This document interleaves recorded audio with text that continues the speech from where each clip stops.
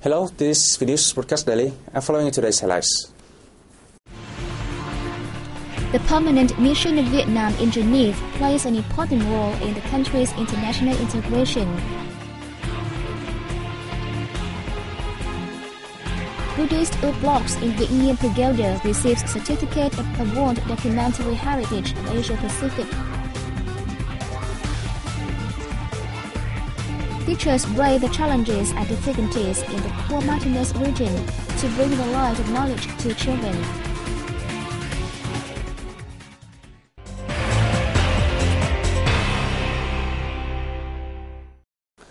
The permanent mission of Vietnam to the United Nations, World Trade Organization and other international organizations in Geneva has played an important role in the country's process of active and positive international integration.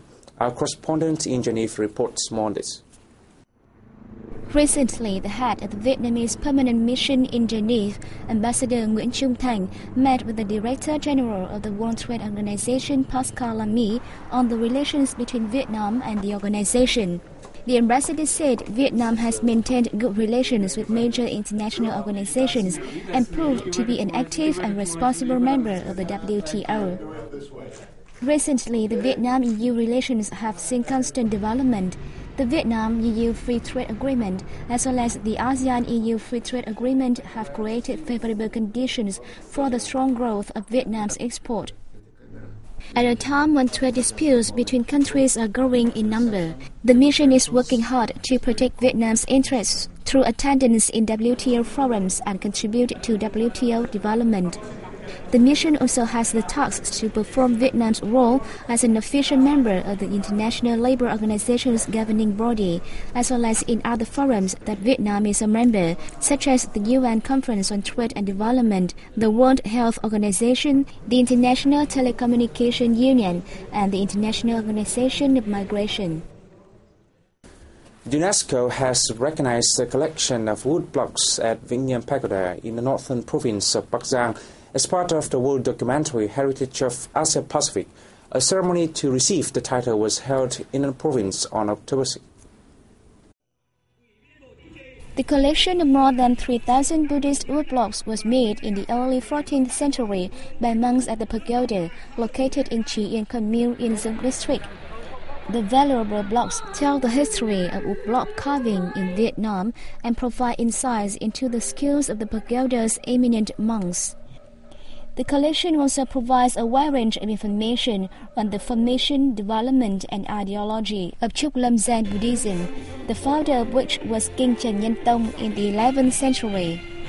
On this occasion, Bắc Giang province also received a certificate recognizing relics of uprisings in Yên Thế as a special national historical site and a decision to recognize 16 communes in Hiệp Hòa district as a safe zone.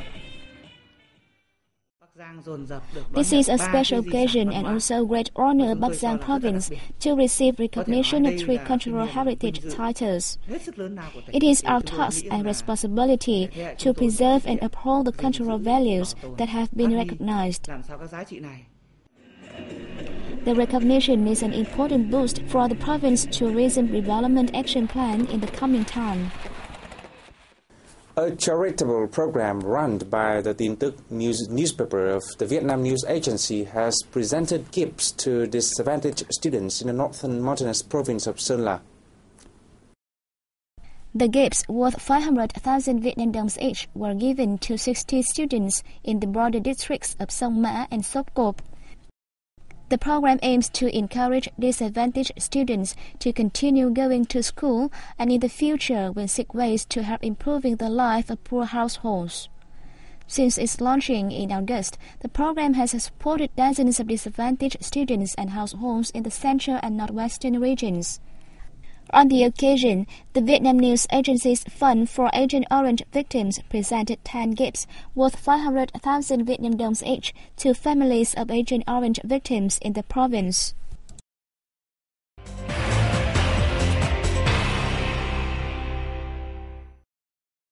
In the central highlands province of Đắk Nông, many teachers are braving the challenges and difficulties of daily life in a poor mountainous area to teach the children Seeing their pupils with happy, smiling faces each day makes the teachers more determined to stay. The Hoa Palang Kindergarten in Tay Hamlet, Dak Buk So commune, Tudik district, has 17 children, all of them from the Tay and Nung ethnic minority groups. However, the classroom is only full of children in the morning. In the afternoons, there are usually between 4 to 7 children. In mountainous areas, teachers are used to their pupils missing school because they have to help their parents farming. Sometimes, a child would come to the middle of the day, and having more pupils makes the teachers happier. Their love of their career and the children helps to keep them motivated. I'm still quite young, so I'm willing to go to this remote place and get more experience and life skills. I also love this job and the children, and it is a huge motivation when dealing with all the problems. The attention that families pay to their children's education also encourages the teachers in mountainous Đắk Nông province. We all have money to pay school fee for our children if our crops grow well. However, we try our best to send them to school so they can get a job and have a better life. For teachers in the mountainous areas, finding a partner makes them happier and keep their mind on teaching. When I first came here, I missed my family very much, but now, since I got married, I'm not so lonely. Despite the difficulties and shortages, the teachers continue to bring knowledge to the mountainous areas so that the sound of the children reading from the classroom echoes on the mountain.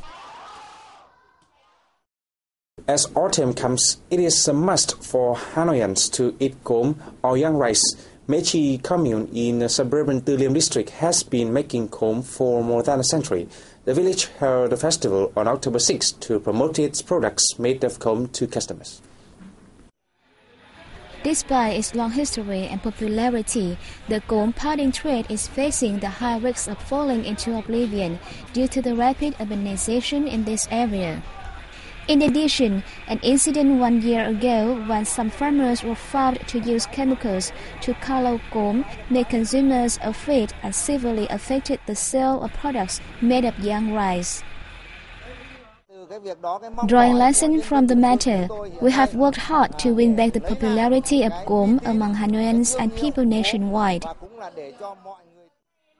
At present, only about 20 households still keep the traditional trade in both Thượng and Hạ hamlets of Mễ Trì commune, and there is no longer any farming land in the village. Families making gom in Mễ Trì have to seek material sources from other places. We have to leave home early and travel 50 kilometers to get young rice because there is no farmland in Mễ Trì now. The Gom Festival is part of a plan on building a trademark for gom in Mễ Trì. At the event, visitors had a chance to experience the cultural traditions of the capital city. For me, this festival is like a train going back to the past. It brings back the traditional atmosphere. The event helps me understand more about this delicacy of the capital city. The trademark building plan hopes to build consumers' trust in the quality of Mễ Trì gom, thus helping preserve the traditional culture of the capital city of Thăng Long, Hà Nội. And this is the end of our news today. Thanks for watching and see you next time.